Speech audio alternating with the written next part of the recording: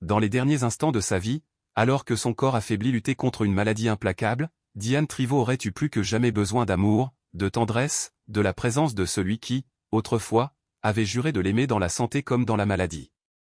Mais Bernard, son époux, n'était déjà plus là. Il l'avait abandonnée, sans même un regard en arrière, trop occupé à savourer une liaison secrète avec une autre femme, alors que celle qu'il avait promis de chérir glissait lentement vers la fin. Ce n'est qu'au jour de ses funérailles que Bernard reparut. Bien habillé, impassible, le regard dissimulé derrière des lunettes noires. À son bras, une jeune femme élégante, au sourire figé, sa maîtresse. Il ne versait aucune larme. Ce n'était pas la perte de Diane qui l'avait ramené. Non, ce qu'il voulait découvrir à tout prix, c'était ce que son épouse lui avait légué dans son testament. Il ignorait cependant que Diane, même depuis l'au-delà, lui réservait une dernière surprise ou une vérité si puissante qu'elle allait faire trembler tout son univers. Revenons quelques semaines en arrière. À l'hôpital Saint-Étienne, à Lyon, les journées de Diane s'écoulaient au rythme froid des machines, dans une chambre baignée d'une lumière automnale pâle. Le temps semblait suspendu. Âgée de seulement 34 ans, Diane avait été autrefois pleine de vie, d'une beauté lumineuse et d'un rire contagieux. Mais aujourd'hui, son corps amaigri portait les stigmates d'un traitement épuisant. Ses cheveux couleur miel avaient disparu, remplacés par un foulard en soie aux teintes vives que sa sœur cadette, Mélissa, lui apportait avec tendresse. Ce matin-là, adossée à ses oreillers, Diane faisait tourner machinalement son alliance, désormais trop grande pour son doigt aminci. Bernard, son mari, devait venir la voir la veille. Encore une fois, il s'était défilé, évoquant une prétendue réunion d'affaires. Cela faisait 3 fois qu'il annulait en un mois. La porte s'ouvrit doucement sur le docteur Agnès Kaplan, son oncologue. Elle entra, un dossier à la main, l'expression sérieuse. Madame Triveau, vous sentez-vous prête à discuter de vos derniers résultats? Diane hocha la tête, avec un demi-sourire. Je crois deviner ce que vous allez me dire. Mais avant que le médecin ne puisse répondre, la porte s'ouvrit brusquement. Mélissa entra en trombe, les joues rougies par l'effort. Je suis là. Désolée du retard, la circulation était un cauchemar. Elle se précipita vers le lit, attrapa la main de Diane et l'embrassa doucement. Mélissa, du haut de ses 31 ans, ressemblait à sa sœur dans ses années de jeunesse. Même éclat dans les yeux, même douceur dans la voix. Le docteur Kaplan ferma la porte et prit une chaise. Mais dès qu'elle ouvrit le dossier, l'ambiance changea. Son visage s'assombrit. Le cancer avait progressé. De façon plus rapide, plus féroce que prévu. Le traitement expérimental n'avait pas eu les effets espérés. Le silence s'installa. Combien de temps, demanda Diane calmement, le regard fixé. Si nous ne lançons pas une nouvelle thérapie agressive, je dirais, 3 à 4 mois. Mélissa éclata en larmes, secouée par l'annonce. Diane, elle, resta silencieuse. Comme si elle savait déjà. Merci, docteur. Après le départ du médecin, Mélissa tenta de raisonner sa sœur. Il faut prévenir Bernard. Il doit être à tes côtés. Diane esquissa un sourire sans joie. Il est occupé, tu sais. Réunion, toujours. Mélissa fronça les sourcils. Il dilapide sûrement l'héritage de tante Mélanie, mais pour te soutenir? Rien. Un soupir. Mélissa, arrête. Je ne veux pas. Mais la vérité était là, suspendue dans l'air.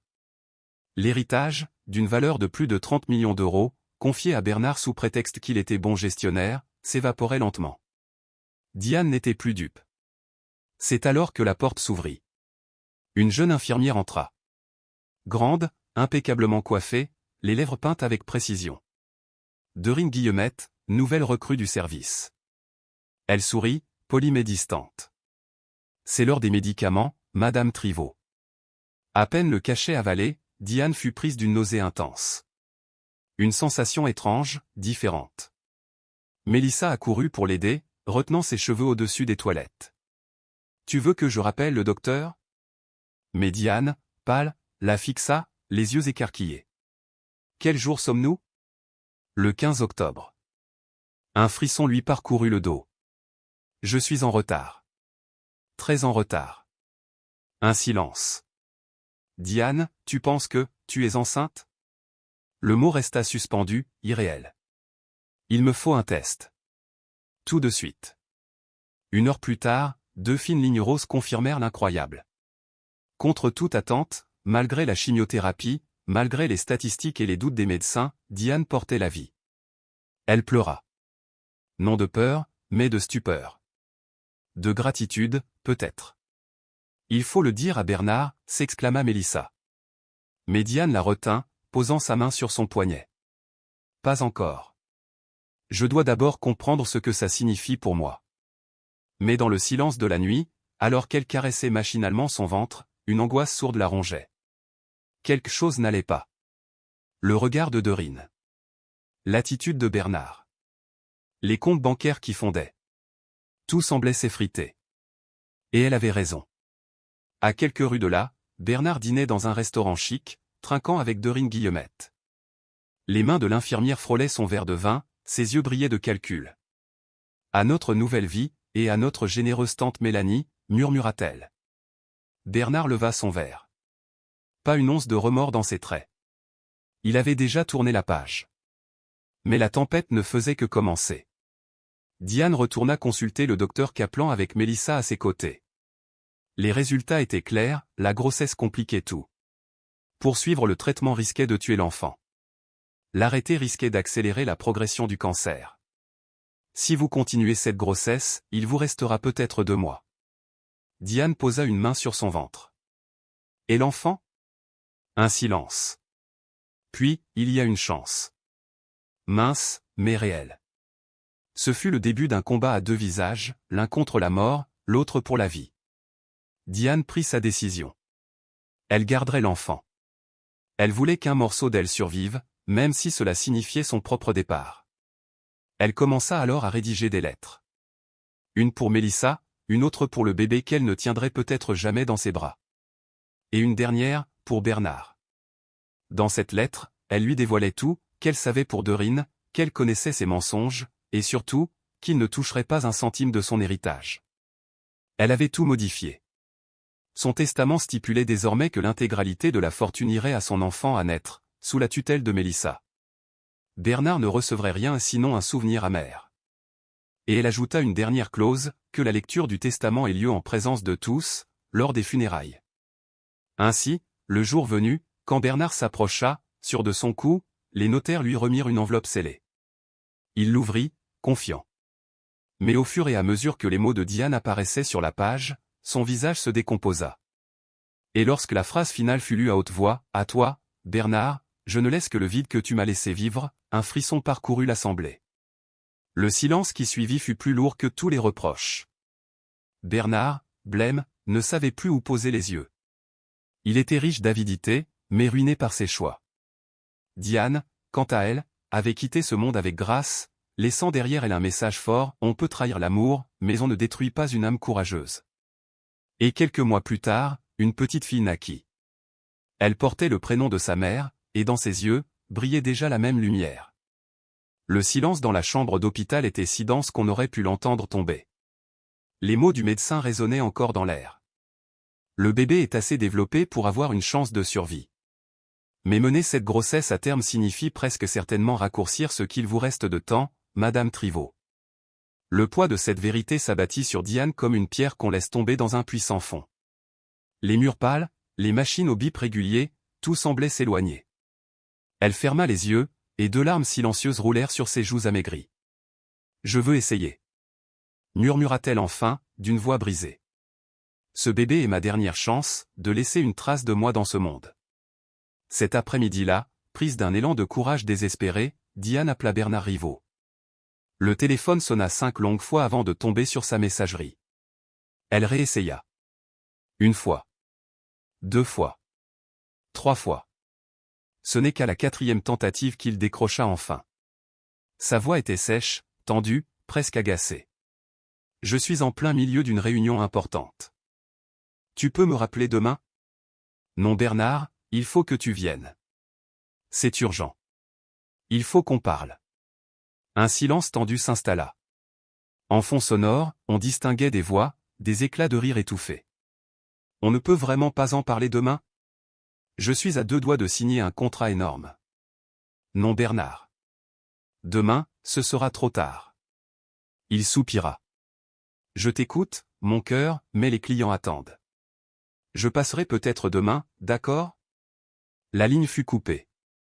Diane resta là, figée, le téléphone encore dans la main, le regard vide. Un engourdissement étrange lui envahit la poitrine. À ses côtés, Mélissa, sa sœur, avait tout entendu. Jusqu'ici, elle avait tenté de rester discrète, de respecter le silence de Diane. Mais là, c'en était trop. Ça suffit. J'engage un détective privé. Non, Mélissa, ne fais pas ça. Diane, cette mascarade a assez duré. Il te laisse seule depuis des mois. Il évite les questions sur l'héritage de Mélanie, il te ment, et maintenant il t'abandonne alors que tu es à l'hôpital, entre la vie et la mort? Il y a quelque chose de pourri dans tout ça. Diane voulut protester, mais sa fatigue l'écrasa. Une petite voix, au fond d'elle, reconnaissait que sa sœur avait peut-être raison. Depuis le retour de Bernard, une certaine Derain-Guillemette semblait toujours rôder dans les parages. Des murmures à voix basse. Des mouvements suspects. Et des retraits d'argent sur leur compte commun qu'elle ne comprenait pas. 2 jours plus tard, Mélissa entra dans la chambre, le visage rouge de colère, une grosse enveloppe à la main. Tu dois voir ça. Le détective a été rapide. Elle vida le contenu sur le lit, des dizaines de photos. Bernard et Derain dans des restaurants luxueux. Dans un appartement en attique. Dans une bijouterie. Et enfin, la dernière photo. Celle qui figea le sang de Diane. Bernard et Derain, enlacés, s'embrassaient passionnément devant l'hôpital Saint-Étienne. Juste sous la fenêtre de sa chambre. Ce n'est pas tout. Ajouta Mélissa d'une voix brisée. Elle sortit d'autres documents, relevés bancaires, titres de propriété. Près de 30 millions d'euros envolés. Bijoux, appartements, voyages. Et pire encore. Derain-Guillemette n'est même pas une vraie infirmière. Elle a obtenu ce poste avec de faux papiers. Elle a été engagée pour te surveiller, Diane. Un frisson glacial remonta le long de l'échine de Diane. Quelque chose en elle se brisa. Mais dans la fracture de son cœur naquit une autre force, inconnue, une colère froide, limpide. Elle n'avait plus peur. Depuis quand? Demanda-t-elle d'un ton calme. D'après le détective, au moins 6 mois. Juste après ton diagnostic. Elle savait tout. L'argent. L'héritage. Toi. Tout était prémédité. Cette nuit-là, Diane ne trouva pas le sommeil. Elle caressa son ventre arrondi, sachant qu'elle ne verrait peut-être jamais les yeux de son enfant. Que elle-même ne vivrait peut-être plus très longtemps. Mais une chose était sûre, Bernard Triveau ne l'oublierait jamais. Dans les jours qui suivirent, elle élabora un plan. Méthodiquement. En secret. Elle contacta Maurice Auteuil, l'ancien avocat de sa tante Mélanie. Un homme droit, loyal, qu'il avait toujours traité comme sa propre nièce. Il l'écouta longuement. Prépara des documents. Et ensemble, ils modifièrent entièrement le testament. Un jeu d'événements minutieusement orchestré devait se déclencher après sa mort. Bernard, fidèle à lui-même, continuait ses visites furtives, détachées, à peine 15 minutes. Il ne remarquait même pas que le ventre de Diane avait cessé de s'arrondir. Car 3 jours après avoir vu les photos, elle avait perdu le bébé. Le choc. Le stress. Son corps trop faible. Mais elle ne lui dit rien. Elle ne lui disait plus rien. Derain, quant à elle, jouait toujours la comédie. Sourire fin, geste faussement tendre. Mais un jour, elle dépassa les limites. En changeant sa perfusion, elle osa dire « Votre mari semble très attaché à vous. Dans votre état, ça doit être difficile pour lui de vous voir comme ça. » Diane la fixa droit dans les yeux. Son regard était tranchant, presque glacé. Oui. Bernard a toujours été très doué, pour faire semblant. Puis, d'une voix sucrée mais moqueuse. Dis-moi Derain, tu l'aimes, l'émeraude qu'il t'a offerte? Celle qu'il a achetée chez Tiffany? Le visage de Derain blêmit. Elle laissa tomber la poche de sérum, qui éclaboussa le sol. Je ne sais pas de quoi vous parlez. C'est étrange, car j'ai une magnifique photo de toi la portant, juste au moment où tu embrassais mon mari devant cet hôpital. Le verre te va à ravir. Derain s'enfuit, le visage décomposé, le sérum goûtant derrière elle. Elle ne revint jamais dans l'aile de Diane. Elle se déclara malade, puis démissionna. Pendant que l'état de Diane déclinait, elle consacra ses derniers instants à peaufiner chaque détail. Maurice venait régulièrement. Ensemble, ils relisaient les documents. Préparaient le dossier final. Un soir, alors qu'elle signait les derniers papiers, Maurice lui demanda. « Tu es sûre, Diane ? Il te reste encore un peu de temps, tu peux changer d'avis. » Elle caressa le miroir ancien qu'elle lui avait fait apporter. Un héritage précieux au cadre d'argent délicatement ciselé. « J'en suis certaine, maître Maurice. Parfois, la punition la plus cruelle, ce n'est pas de tout lui prendre. C'est de lui montrer, dans le miroir, qui il est vraiment. » Mélissa ne quitta plus sa sœur. Elle s'inquiétait de cette obsession pour la vengeance. Mais étrangement, Diane semblait plus paisible que jamais. « Je sais ce que tu penses, » dit-elle une nuit en partageant une glace fondue. « Tu crois que je gaspille mes derniers jours. Mais ce n'est pas une vengeance. C'est de la justice. Chaque fois que Bernard se regardera dans un miroir, il verra ce qu'il a fait. Et peut-être qu'il y réfléchira à 2 fois avant de recommencer. » Le mois de novembre s'effaça dans la grisaille. Décembre arriva avec son manteau de froid. Et avec lui, le corps de Diane s'éteignit doucement. Le cancer progressait. La perte du bébé. Les traitements arrêtés. Tout avait accéléré la fin. Bernard, lui, ne voyait rien. Trop occupé par ses appels. Ses affaires. Sa nouvelle vie. Il n'avait même pas remarqué l'absence de Derain. Et s'il l'avait remarqué, il n'avait rien dit. Mais ce qu'il ignorait, c'est que le plus grand chapitre de Diane ne faisait que commencer. Ce que Bernard Triveau ignorait encore, c'est que Diane avait déjà enclenché la dernière phase de son plan. Tout avait été orchestré avec une précision chirurgicale. Les documents étaient signés, les démarches accomplies dans l'ombre, et le piège, parfaitement huilé, n'attendait plus que de se refermer. Il ne restait à Diane qu'à fermer les yeux une dernière fois, dans un mélange de soulagement et de résignation. D'après le docteur Agnès Kaplan, cela ne saurait tarder. Dehors, les premiers flocons de neige valsaient au rythme du vent d'hiver, s'écrasant doucement sur les vitres de la chambre d'hôpital. Allongée dans son lit, le visage marqué mais serein, Diane esquissa un sourire discret. Ce n'était pas la tempête de neige qui l'animait, mais celle bien plus dévastatrice qu'elle avait elle-même enclenchée. Celle qui allait s'abattre sur Bernard Triveau, l'homme qui l'avait trahi. Dans le tiroir de sa table de chevet reposait un objet bien particulier, soigneusement enveloppé dans un tissu de velours, un miroir ancien, témoin silencieux d'une vie de secret. Lui aussi attendait son heure pour révéler la vérité à celui qui croyait encore contrôler le récit. Un matin glacial de décembre, Bernard se présenta soudainement à l'hôpital. Pas de costume sur mesure cette fois. Il portait des vêtements ordinaires, mal assortis, et son col trahissait un parfum féminin, appliqué à la hâte. Il n'arrivait clairement pas du bureau. « Diane, dit-il d'une voix feinte d'inquiétude, j'ai beaucoup réfléchi, au traitement, à l'avenir. J'ai dû prendre des décisions difficiles concernant ton héritage. » Diane le regarda sans mot dire. Bernard faisait les 100 pas dans la chambre, débitant des phrases comme récitées à l'avance. Il parlait de marchés financiers, de pertes d'investissement, de fluctuations imprévisibles. Tout pour détourner la conversation de ce qui comptait vraiment. Il évitait soigneusement le regard de sa femme, et faisait tourner nerveusement son alliance entre ses doigts, un tic qu'il avait développé ces derniers mois. En vérité, reprit-il, la plupart des fonds sont immobilisés dans des placements à long terme. Il faudrait envisager de te transférer dans un hôpital plus adapté. Tu es sérieux, Bernard ? Lança alors Mélissa, qui était restée discrète jusque-là, assise dans un coin de la pièce. Un hôpital plus adapté. Comme ceux où les infirmières ne sont même pas diplômées, c'est ça ? Bernard se figea. Son visage perdit toute couleur. Mais, qu'est-ce que tu racontes ? Tu sais très bien ce que je raconte, siffla Mélissa. Les détournements. L'appartement sous les toits. Les bijoux. Les vacances. Jusqu'à quand pensais-tu pouvoir tout cacher ? Je ne comprends pas. Tais-toi, dit alors Diane d'une voix calme mais ferme. Je sais. Je sais pour Dorine. Je sais pour les virements, pour les mensonges, pour chaque détail. Le silence qui tomba sur la pièce fut glacial.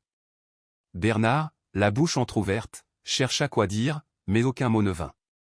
Puis soudain, son visage changea.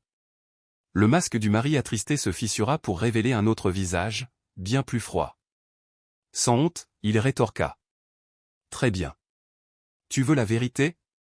Oui, je suis avec Dorine. Oui, j'ai utilisé ton argent. Qu'est-ce que tu attendais de moi ?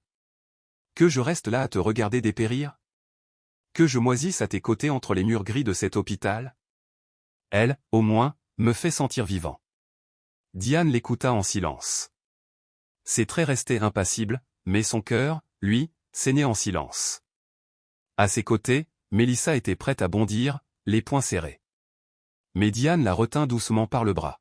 « Va-t'en », dit-elle simplement à Bernard. « Ne reviens jamais. » Sans un mot, il sortit de la chambre. Et lorsque la porte se referma derrière lui, ce fut comme un point final posé à une histoire trop longue. Les larmes roulèrent sur les joues de Diane. Mélissa l'enlaça tendrement, en silence. Ce soir-là, Maurice Auteuil fit sa dernière visite. Dans sa mallette, il apportait les documents finaux, la version définitive du testament de Diane, les fonds de donation, les actes de propriété. Tout était prêt. « Vous êtes sûr pour le miroir ? Demanda-t-il. Diane effleura la surface lisse de l'objet ancien, ses doigts tremblants mais décidés. Plus sûr que jamais. Bernard n'a jamais vu que ce qu'il voulait voir. Il est temps qu'il regarde enfin en face la vérité. Les jours passèrent. Le mois de décembre avançait, et la santé de Diane déclinait à vue d'œil. Le cancer rongeait ses forces, la douleur était constante. Mais elle tenait bon, portée par cette seule flamme, rendre justice. Après cette dernière confrontation, Bernard ne revint plus jamais à l'hôpital. Mélissa, elle, continuait de recevoir les rapports du détective privé. Chaque page en disait un peu plus sur l'abîme dans lequel Bernard s'était plongé. Il était parti avec Dorine dans une villa de luxe à l'autre bout du monde. Des nuits à plusieurs milliers d'euros, des photos de cocktails en bord de piscine. Mélissa grimaçait en lisant les détails. « Il va tout perdre », dit-elle un soir. « Les biens, les actions, les comptes. Tout est à ton nom. » Et quand la vérité éclatera, ajouta Diane d'une voix faible. « Il ne lui restera que son propre reflet », acheva Mélissa. Le miroir, toujours dans son tiroir, attendait patiemment. Son cadre en argent semblait chuchoter une promesse à chaque fois qu'on en soulevait le tissu protecteur. Une promesse de vérité. Une promesse de justice. Alors que l'année tirait à sa fin, Diane sentait que la sienne aussi approchait. Mais elle voulait tenir jusqu'au bout, voir le rideau se lever sur l'ultime scène de cette pièce soigneusement écrite. La nuit du 31 décembre, dans le silence pesant d'une chambre d'hôpital, Diane rendit son dernier souffle, paisiblement, tenant la main de Mélissa endormie. Le miroir, fidèle gardien, reposait toujours dans le tiroir, enveloppé comme un secret précieux. Le matin du Nouvel An, alors que la ville se réveillait sous la neige, Bernard et Dorine reçurent un appel. C'était Mélissa. Sa voix était glaciale, chaque mot pesait comme une lame. Les funérailles auront lieu dans 3 jours. Tu viendras, n'est-ce pas ? Tu ne voudrais pas que les gens parlent. La cérémonie se déroula à la mosquée de la Paix, à Lyon, comme Diane l'avait prévu dans les moindres détails. Le cercueil était entouré de roses blanches, les prières récitées selon sa foi. La mosquée était pleine à craquer. Amis, anciens collègues, et même le docteur Kaplan étaient présents. Bernard fit son entrée 5 minutes avant le début de la cérémonie. Il portait un costume sombre, visiblement neuf, l'étiquette n'avait même pas été retirée. À ses côtés, Dorine avait osé se présenter. Mais elle resta plusieurs rangs plus loin, essayant de se fondre dans la foule. Bernard, lui, joua son rôle à la perfection. Mouchoir en main, mine bouleversée, il acceptait les condoléances avec une gravité étudiée. Il se leva même pour faire un discours. Diane était l'amour de ma vie, dit-il d'une voix faussement étranglée. Elle a lutté avec un courage extraordinaire. J'étais à ses côtés chaque jour. Quelques dames âgées furent émues jusqu'aux larmes. Mélissa, elle, serrait la coudoir du banc si fort que ses doigts en devenaient blancs. Maurice, assis à ses côtés, laissa échapper un léger sourire, imperceptible. Mais le véritable acte se joua 3 jours plus tard, dans une salle de conférence où tous les invités à la lecture du testament avaient été convoqués. Maurice Auteuil prit la parole. « Je vous remercie d'être venu. Avant de commencer, un petit objet doit être présenté. À cet instant, Mélissa sortit de son sac un paquet soigneusement emballé. Elle le posa au centre de la table et en retira le miroir ancien. Son cadre en argent étincela sous la lumière. Ce miroir contient la vérité que Diane voulait que vous voyiez, dit-elle simplement. Et quand Bernard, pris de court, y plongea son regard, ce qu'il y vit n'était pas son reflet, mais un enregistrement projeté dans la pièce d'une Diane affaiblie, mais lumineuse. Si tu vois ceci, Bernard, c'est que je ne suis plus là. Mais sache que tout ce que tu as fait, je l'ai su. Et que tu n'auras plus jamais le confort du mensonge. Sa voix résonna dans la pièce comme une sentence. À la fin de la vidéo, Maurice reprit la parole, dévoilant le testament, tous les biens, sans exception, revenaient à une fondation au nom de Diane, créée pour aider les femmes abandonnées en fin de vie. Rien. Absolument rien n'était laissé à Bernard. Et ainsi, sans jamais avoir levé la voix, Diane avait repris le pouvoir sur sa vie, et scellé le destin de celui qui l'avait trahi. La justice avait parlé. Pas dans un tribunal, mais dans le cœur d'une femme qui avait décidé de ne plus se taire. ChatGPT. Ils étaient tous là, serrés autour de la table, comme s'ils s'apprêtaient à assister à une pièce de théâtre inattendue. Maurice Auteuil, l'avocat bien connu pour sa rigueur et son ton pince sans rire, arborait ce jour-là un sourire qui en disait long, quelque chose de remarquable allait se produire. Mais le vrai coup de tonnerre, celui qui allait faire trembler les fondations de plusieurs vies, se produisit 3 jours après les funérailles de Diane Triveau. Bernard, son époux veuf depuis peu, reçut un appel du cabinet de Maurice Auteuil. La voix professionnelle de la secrétaire lui indiqua d'un ton neutre qu'il était convoqué à une lecture testamentaire. Elle précisa, sur un ton presque solennel, que Diane avait exigé sa présence seule ou aucun avocat, aucun accompagnant. Bernard, visiblement sûr de sa position, ne posa pas de questions. Il se présenta ce matin-là dans un costume bleu marine à fines rayures, fraîchement repassé, le pas assuré, la tête haute. Il était persuadé qu'un torrent de millions allait bientôt déferler sur lui. De l'autre côté de la rue, dans un petit café donnant sur l'immeuble, Dorine sirotait un cappuccino en rêvassant au voyage qu'elle pourrait enfin s'offrir, au sac de luxe qu'elle attendait d'avoir, une vie dorée bâtie sur les cendres encore tièdes d'un mariage défunt. La salle de réunion où tout allait se jouer était impressionnante, boiserie en noyer foncé, lustre discret mais élégant, et une large baille vitrée donnant sur le parc Hélène, recouvert ce jour-là d'un manteau de neige immaculée. À l'intérieur, outre Maurice, se trouvait Mélissa, une sténographe vêtue de noir, et un caméraman installé dans un coin. Tout cela, expliqua Maurice en ajustant ses lunettes, répondait à une exigence stricte de la défunte, tout devait être filmé et archivé. J'espère que cela ne vous dérange pas, dit-il poliment à Bernard. Ce dernier haussa les épaules avec condescendance. Bien sûr que non. Allons-y. Maurice ouvrit un dossier en cuir bordeaux, aussi soigné que solennel, et lut d'une voix posée. Moi, Diane Triveau, en pleine possession de mes facultés mentales et physiques, rédige ce testament comme expression de ma dernière volonté. D'abord vinrent les legs secondaires, un collier pour une cousine, des livres rares pour un vieil ami, des pièces de collection pour des musées. Rien de surprenant. Puis Maurice marqua une pause. Il releva la tête, prit une respiration plus lente. Quant à mes biens principaux. Le silence dans la pièce devint lourd. Tous les fonds issus de l'héritage de Mélanie Tanriveau, toutes les propriétés achetées avec ces fonds, ainsi que les investissements réalisés pour une valeur estimée à 30 millions d'euros doivent être redistribués, à part égée. Elle, entre les entités suivantes, l'Association française pour la recherche contre le cancer, le département de recherche oncologique de l'hôpital Saint-Étienne de Lyon, et la Fondation nationale pour la solidarité contre les violences faites aux femmes. Le visage de Bernard se décomposa. Ses traits se figèrent comme pétrifiés par le choc. Mais Maurice, implacable, continua, ignorant délibérément la crise intérieure qui ravageait l'homme assis face à lui.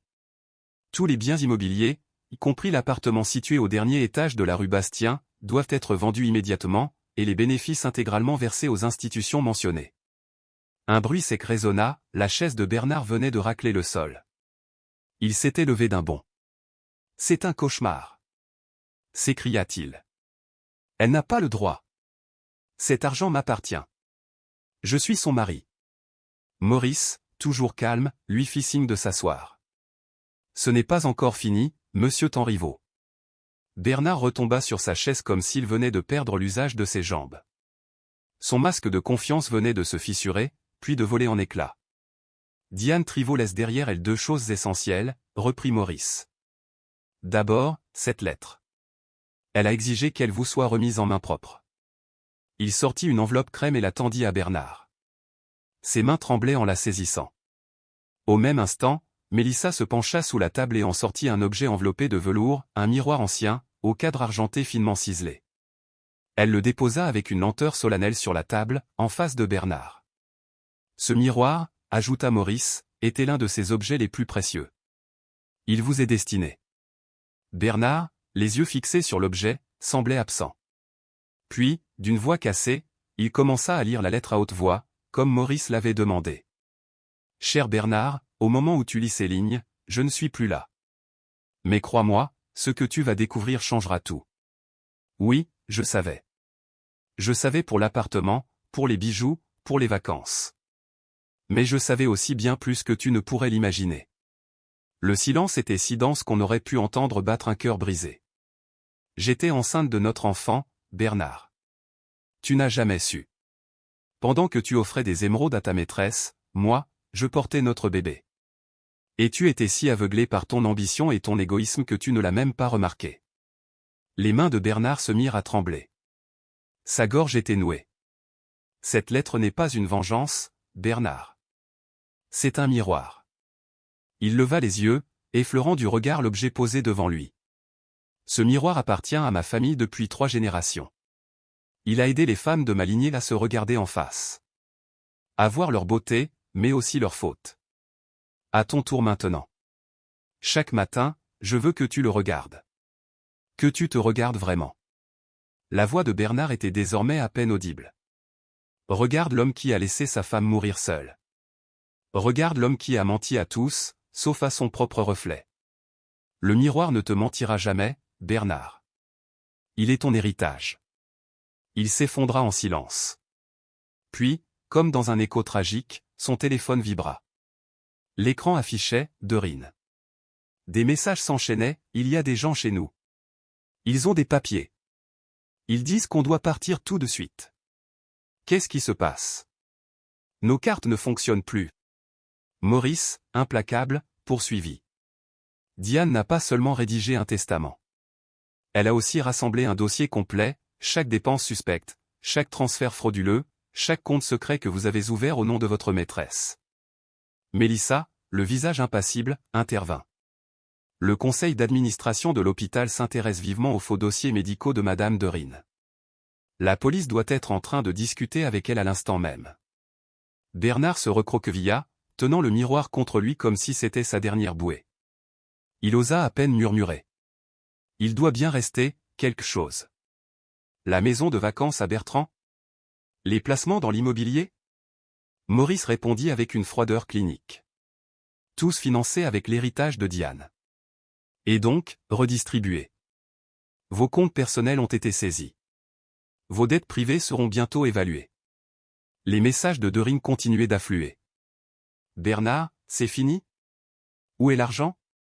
Qu'est-ce qu'on va devenir? » Et dans la pièce, tandis que la neige tombait en silence sur le parc derrière les vitres, Bernard Tanriveau regardait pour la première fois de sa vie la vérité en face dans ce miroir. Ce qu'il y vit ne le quitterait plus jamais. Des documents juridiques pour fraude. On me poursuit en justice. Bernard, où es-tu? Réponds. Mélissa, debout dans l'ombre de la salle, observait la scène avec une froide satisfaction. Son regard ne trahissait aucune émotion, mais son cœur vibrait d'une justice enfin rendue. Lentement, elle sortit une dernière enveloppe de son sac et la posa sur la table, comme on déposerait la dernière pièce d'un échiquier après un long duel. Diane t'a laissé une dernière chose. Pour que tu comprennes enfin ce que tu as réellement perdu. Les mains de Bernard tremblaient lorsqu'il ouvrit l'enveloppe. Il y découvrit plusieurs photos d'échographie, des images floues en noir et blanc, figées dans le temps. Mais au milieu de ces flous, une vie. Un être minuscule, une promesse d'avenir.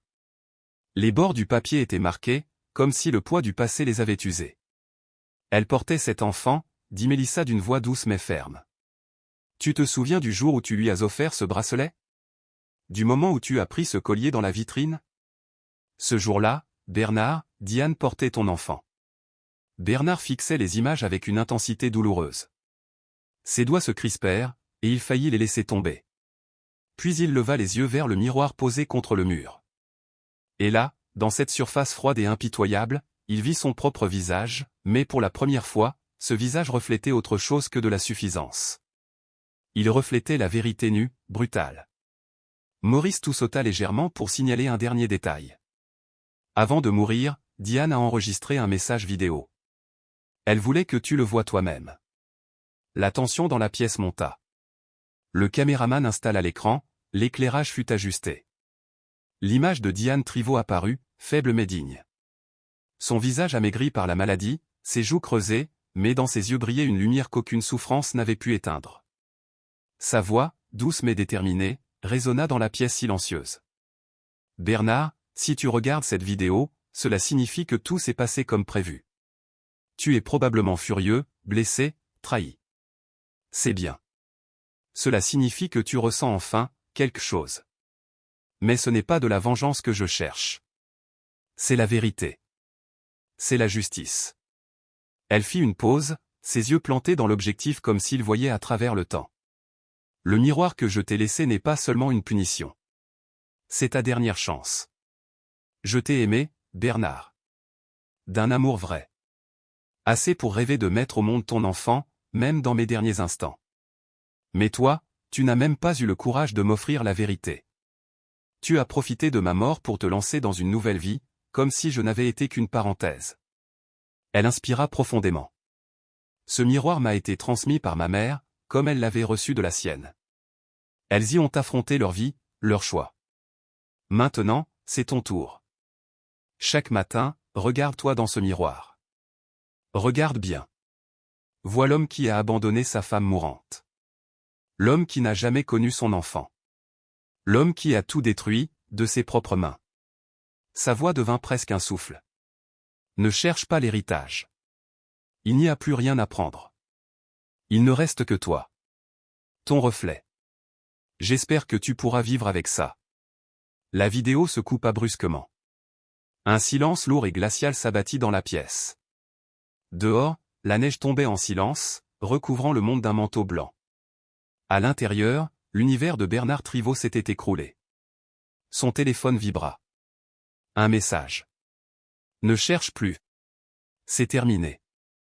Tu ne veux pas qu'on t'accuse aussi de cette fraude. » Bernard serra à nouveau le miroir contre lui, comme s'il espérait qu'en le fixant, il y verrait un autre visage. Mais les miroirs ne mentent pas. Et à cet instant précis, pour la première fois, Bernard se vit vraiment, un homme qui avait gâché toute sa vie à poursuivre un mirage. Maurice s'inclina légèrement. « Un véhicule vous attend en bas, si vous souhaitez rentrer. Mais sachez que le contrat de l'appartement était au nom de Diane. Les papiers de résiliation ont été envoyés. » Bernard Triveau vivait désormais dans un petit studio à Lyon. 2 mois avaient passé depuis la mort de Diane. L'appartement luxueux qu'il partageait autrefois avec Der Guillemette n'était plus qu'un souvenir flou. Sur le mur blanc, le miroir argenté pendait toujours. Le même que Diane regardait chaque matin. Le même qu'elle fixait avant de s'endormir. Après la lecture du testament, tout avait basculé. Derain avait disparu, emportant seulement son parfum coûteux et quelques messages vocaux pleins de rage. Puis plus rien. Il avait même bloqué son numéro. La police avait voulu l'interroger sur ses faux diplômes d'infirmier, mais il avait fui vers Paris. Quant à Bernard, sa réputation s'était effondrée comme un château de cartes. Le monde de l'immobilier lyonnais, qu'il avait autrefois encensé, l'avait banni. Clients, partenaires, tous avaient pris leur distance. Celui qu'on appelait l'aigle de la pierre était devenu un nom maudit. Aujourd'hui, 20 ans plus tard, Bernard se préparait pour un entretien d'embauche. Ce n'était pas un poste glorieux. Juste un emploi de vendeur débutant dans une petite agence. Son costume, l'un des derniers vestiges de son ancienne vie, lui semblait trop grand, comme un souvenir qui ne lui appartenait plus. Avant de sortir, comme chaque matin, il se posta devant le miroir. « Que vois-tu » murmura-t-il. Une question simple, mais lourde de sens. Son thérapeute, le docteur Gérald, l'avait encouragé à se la poser quotidiennement. Une manière de se confronter à soi-même. C'est Mélissa qui lui avait organisé cette thérapie, comme étape de reconstruction. C'est elle aussi qui avait suggéré ce poste à Uskudar. Il ne lui avait jamais reparlé en face. Mais il savait. Il savait qu'elle n'avait jamais cessé d'aimer Diane, de la protéger, même au-delà de la mort. Dans le miroir, Bernard vit un homme vieilli, aux tempes grisonnantes, aux rides profondes. Mais surtout, il vit un regard différent. Le feu arrogant d'autrefois avait laissé place à une lassitude pesante, presque fantomatique. Son téléphone vibra. Un message de sa sœur Élise, la seule à ne pas l'avoir abandonné. N'oublie pas de manger avant notre rendez-vous. Et rappelle-toi ce que le docteur Gérald t'a dit. Prends soin de ton histoire. Cette phrase résonna en lui. Prends soin de ton histoire. Il monta dans le métro. Une expérience nouvelle pour lui, habitué autrefois aux chauffeurs privés. Il regardait les gens. Pour la première fois, il les voyait vraiment. Une vieille dame, les traits tirés par les années. Un adolescent qui fixait le vide. Une femme enceinte, visiblement à terme, monta. Lorsqu'elle chancela à un virage, Bernard se leva immédiatement et lui céda sa place. Il y a de moins en moins de gens qui remarquent ce genre de choses, dit-elle avec un faible sourire. Moi, je remarque. Je remarque tout maintenant, répondit-il, plus pour lui-même. L'entretien avait lieu dans un petit bâtiment gris, sans prétention. Avant d'y entrer, Bernard s'assit dans un café voisin, rassemblant ses pensées.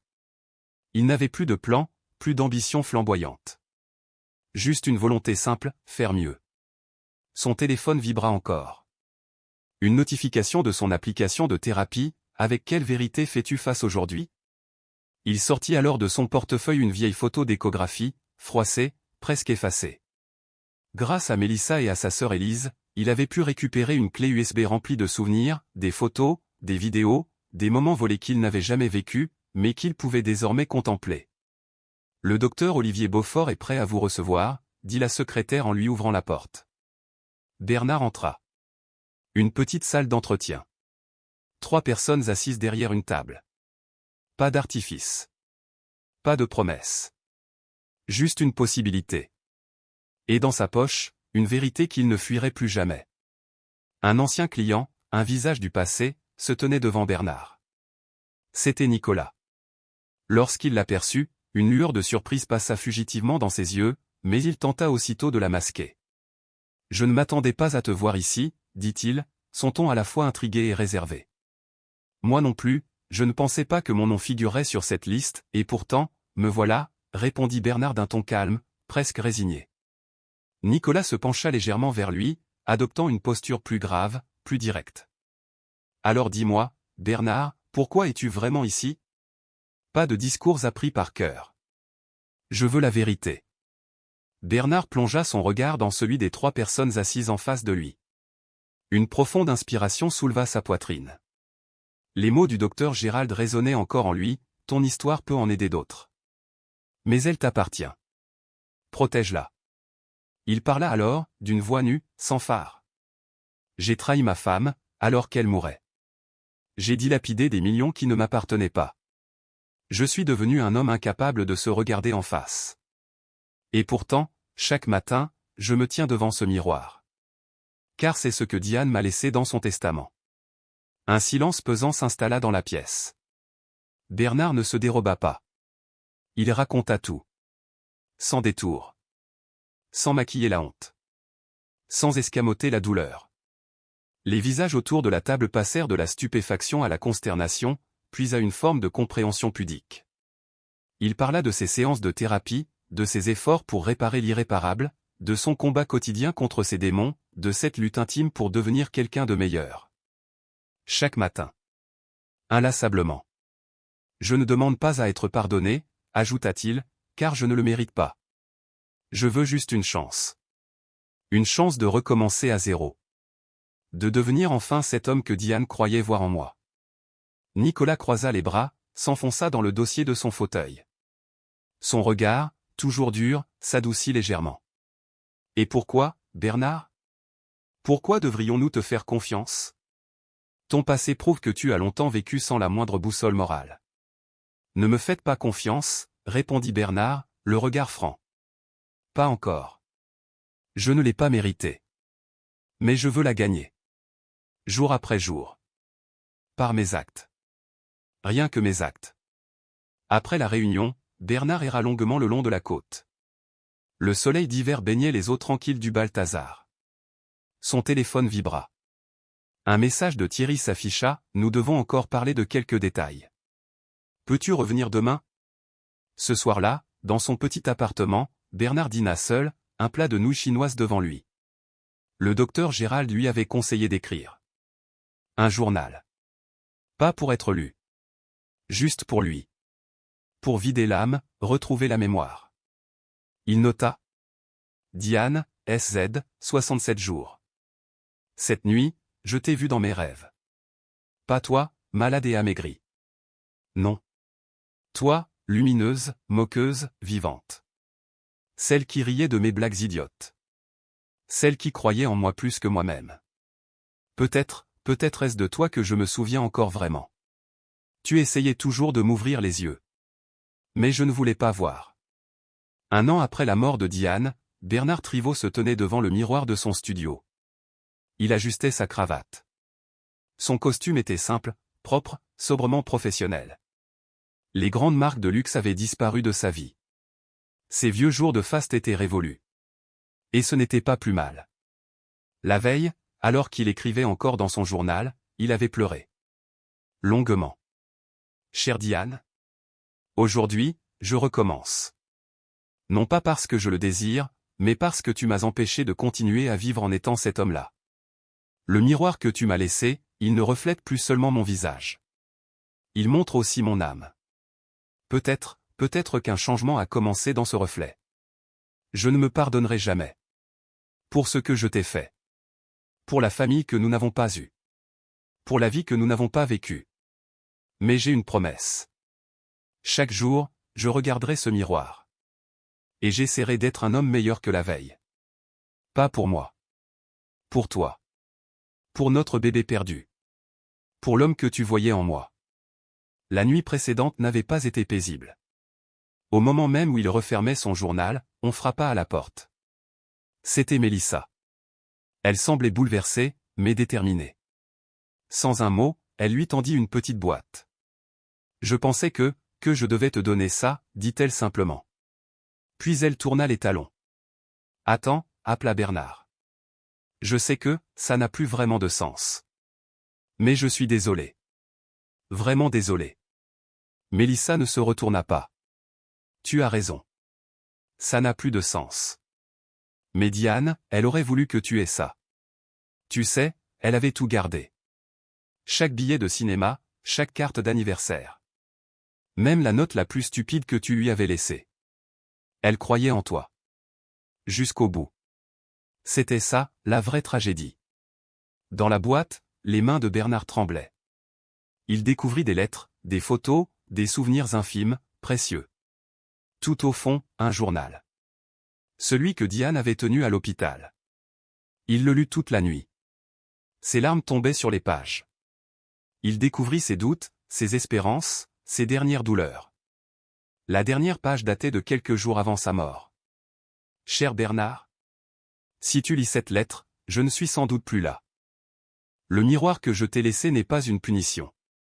Même si, Dieu sait, tu la mérites. C'est un espoir. L'espoir qu'en toi, il reste encore une trace de l'homme que j'aimais. Celui qui me ramenait le café au lit. Celui qui dansait avec moi dans la cuisine. Celui qui m'avait promis fidélité dans la santé comme dans la maladie. Je te laisse ce miroir non pas pour te torturer. Mais pour que tu puisses te libérer. Parfois, il faut tout perdre pour enfin se retrouver. Avec tout mon amour. Diane. Le lendemain matin, Bernard retourna au bureau immobilier de Huskudar. Thierry l'attendait. Nous avons discuté, dit-il. Nicolas est contre. Mireille est indécise. Mais moi, je crois aux secondes chances. Bien sûr, tu commences au salaire minimum. Bernard acquiesça sans discuter. Il acceptait tout. Il prit le manuel du personnel, et en sortant, s'arrêta devant le miroir sur la porte d'entrée. Pour la première fois depuis la mort de Diane, il ne détourna pas les yeux. Ce jour-là, c'était l'inauguration du centre d'oncologie Diane Ilma. Bernard y avait été convié. Pas en tant qu'invité d'honneur, non. Il y était comme témoin. Comme exemple. Comme rappel. Depuis quelques mois, il donnait des conférences dans des facultés de médecine. Il parlait de la sécurité des patients, des erreurs éthiques. Il prenait sa propre faute comme leçon. Il racontait Diane, non pas pour se racheter, mais pour éduquer. Le conseil d'administration, touché par sa démarche, avait souhaité qu'il prenne la parole lors de l'inauguration. Le matin même, il reçut un message. « C'était Élise, es-tu vraiment prêt? Tu peux encore faire demi-tour. » Bernard se regarda une dernière fois dans le miroir. Ses cheveux étaient grisonnants. Les rides plus marquées. Mais ses yeux avaient changé. Il y avait, dans leur reflet, quelque chose de nouveau. Une gravité. Une sincérité. « Je suis prêt, répondit-il. Diane aurait voulu que je sois là. Pas pour moi. Pour la vérité. La cérémonie était à midi. Bernard arriva 2 heures plus tôt.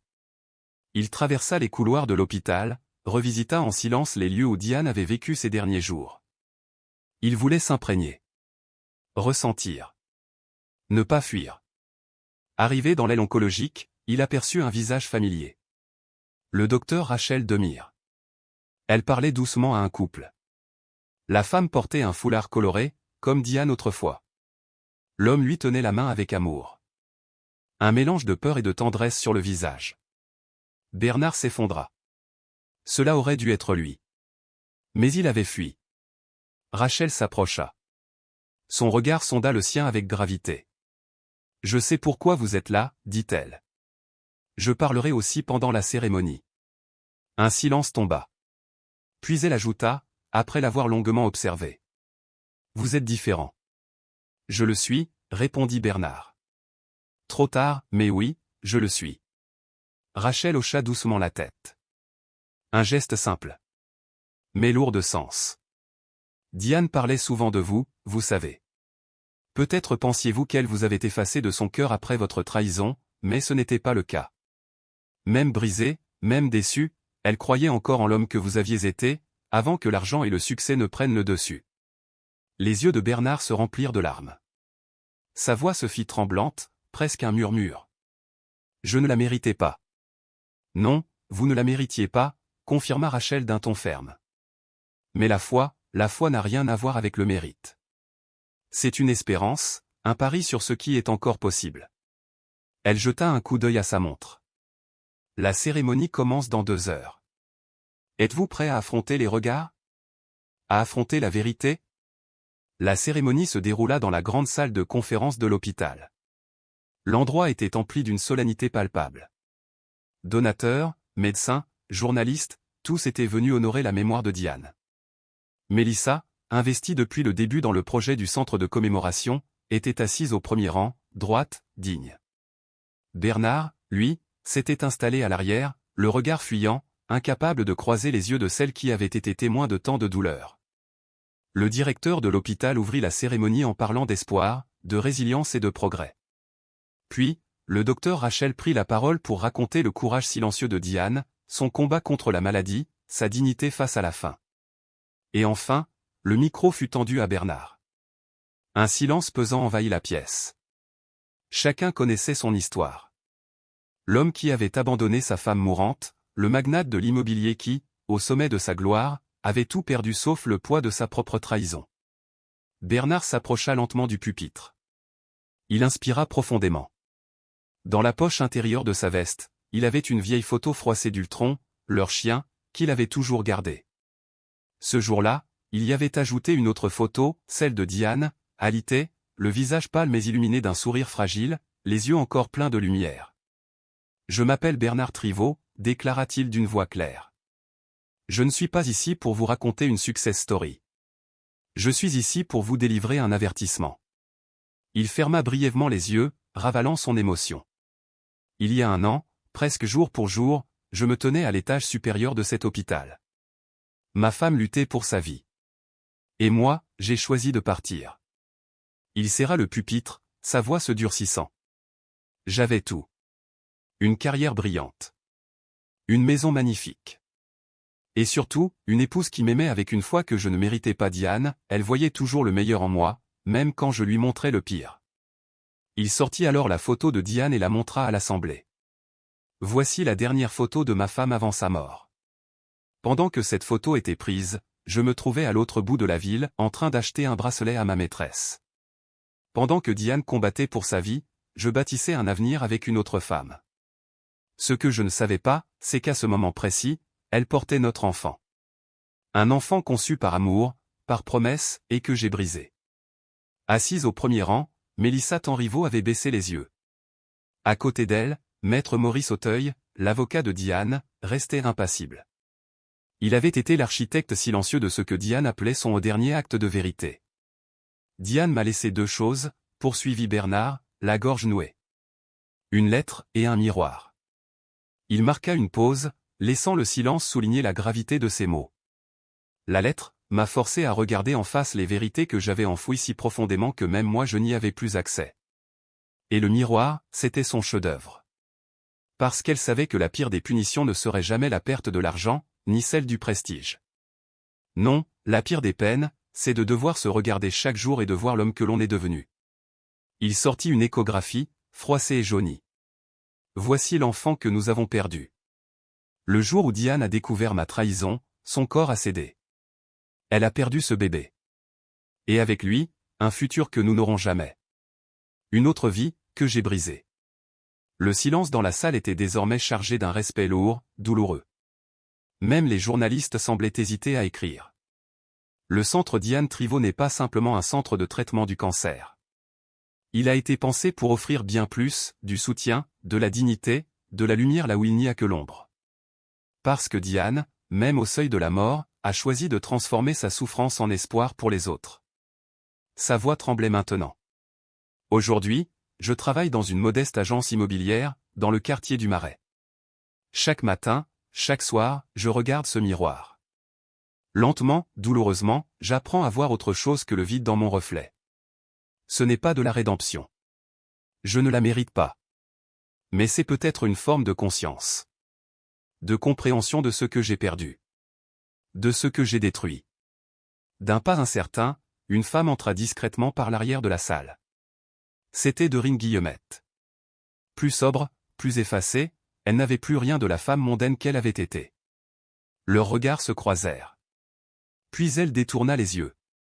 Le dernier cadeau de Diane, ce n'était pas une punition, reprit Bernard. C'était une chance. Une chance de me regarder chaque jour et de me confronter à ce que je suis devenu. Ce n'était pas pour me dire qui j'étais. Mais pour me rappeler qui je pourrais encore devenir. Des larmes coulaient sur ses joues. Dans la salle, beaucoup pleuraient aussi. Il sortit un vieux carnet de sa poche, le journal que Diane tenait à l'hôpital, et ouvrit la dernière page. Diane écrivait ceci dans ses derniers jours, dit-il. Puis il lut à voix haute. L'amour, ce ne sont pas des fleurs ou des bijoux. L'amour, c'est rester. C'est choisir de rester quand tout en nous hurle de partir. C'est voir le bien chez l'autre, même quand l'autre ne le voit plus en lui-même. Il referma doucement le carnet. J'ai échoué à tout cela. J'ai choisi la facilité. J'ai troqué la fidélité contre le confort. Et dans cet échange, j'ai perdu bien plus que l'amour, j'ai perdu l'homme que j'aurais pu devenir. Au premier rang, Mélissa pleurait ouvertement. La docteure Agnès Kaplan lui prit doucement la main. Ce centre servira des milliers de patients, dit Bernard. Il offrira peut-être des guérisons, mais j'espère qu'il offrira surtout de la compassion. Et une leçon d'honneur, de courage. Parce que pendant que je détruisais, Diane construisait. Pendant que je mentais, elle semait l'espoir. Alors qu'il quittait la scène, il s'arrêta. J'ai un miroir chez moi. Il me montre qui je suis. Mais j'espère qu'à travers chaque vitre, chaque reflet de ce bâtiment, chacun verra non pas ce qu'il est, mais ce qu'il pourrait devenir. Les applaudissements commencèrent. Lents, hésitants, comme si chacun doutait encore de ce qu'il venait d'entendre. Puis, peu à peu, les mains se levèrent, sincères. Ce n'était pas un discours pour être applaudi, conclut Bernard. C'était un discours pour dire la vérité. Après la cérémonie, alors que les invités se dispersaient, Dorine s'approcha. J'ai entendu dire que tu travailles au Marais, dit-elle simplement. Dans une agence immobilière, répondit Bernard. Elle acquiesça. Moi, je donne des cours de soins infirmiers maintenant, à Provence. Je suis retourné à l'école. Un silence bref. Tu crois que si nous n'avions pas été là, rien de tout ça ne serait arrivé, demanda-t-elle. Non, répondit-il avec calme. Penser cela, c'est croire qu'une fausse version pourrait être la bonne. Et il n'y a pas de vérité dans le mensonge. Elle hocha la tête, le regard empli d'une fatigue douce. Le miroir que Diane t'a laissé, tu l'as toujours?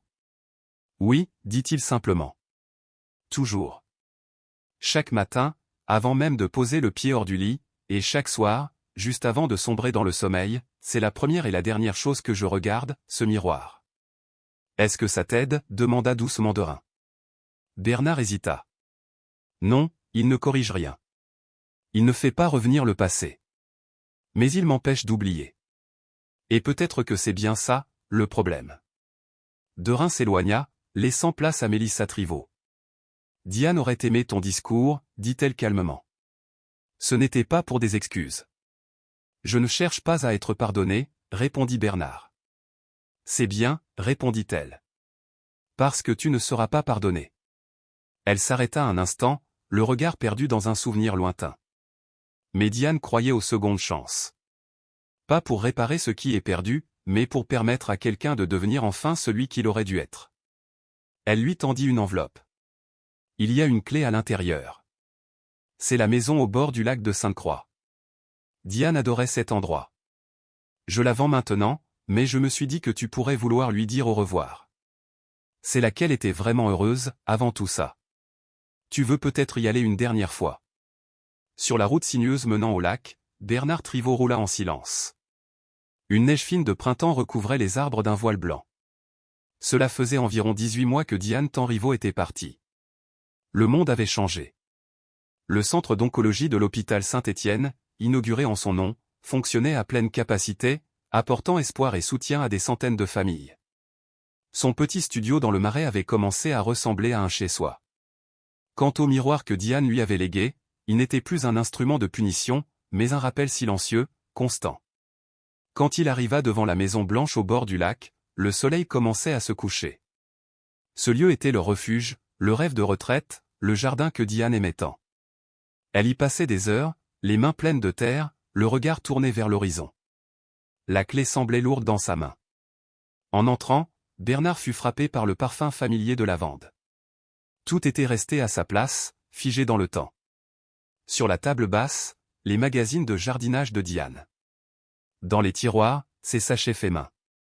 Chaque pièce ravivait une mémoire, la cuisine où il préparait le petit déjeuner du dimanche, le bureau où Diane corrigeait les copies de ses étudiants pendant qu'il esquissait ses projets, et cette pièce maudite, la véranda, où elle avait appris son diagnostic.